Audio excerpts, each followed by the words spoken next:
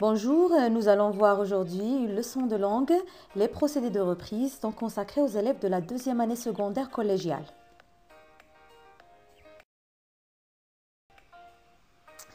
D'abord, on va expliquer ce que c'est que les procédés de reprise. Donc, un procédé de reprise consiste à remplacer un mot ou un groupe de mots déjà cités par un groupe nominal ou un pronom.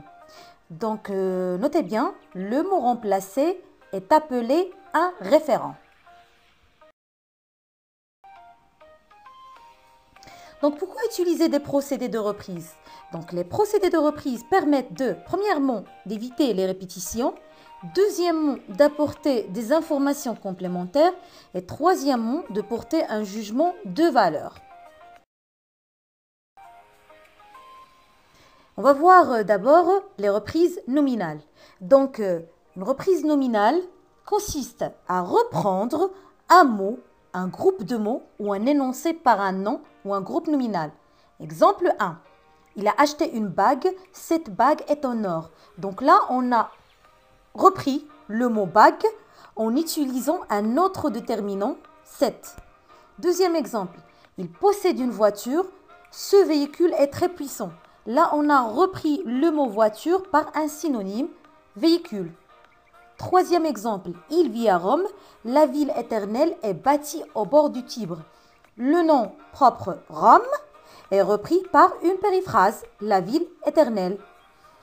Quatrièmement, j'ai pêché une truite, j'ai fait cuire le poisson au four. Donc là, on a repris le nom truite par un terme générique, poisson.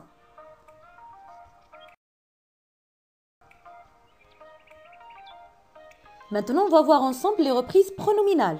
Donc, une reprise pronominale consiste à reprendre, à remplacer un nom, un mot, un groupe de mots ou un énoncé par un pronom personnel, démonstratif, possessif, etc.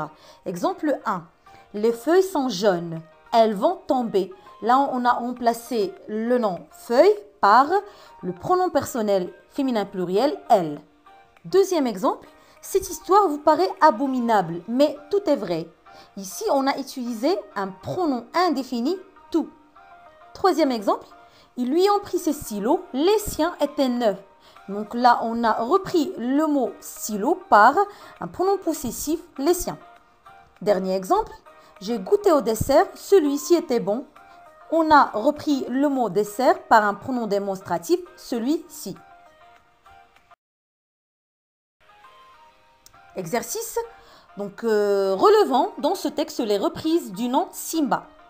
Simba vivait dans la jungle africaine. C'était un vieux lion, un animal féroce, mais affaibli par la vieillesse.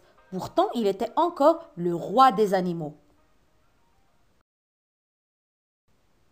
Correction. Donc, les reprises du nom Simba dans le texte sont, donc on a utilisé lion, qui est un groupe nominal, un nom. Ensuite, un animal, c'est un terme générique. Ensuite, il y a il, qui est un pronom personnel. Et à la fin, on a utilisé le roi des animaux, qui est une périphrase. Au revoir et à bientôt!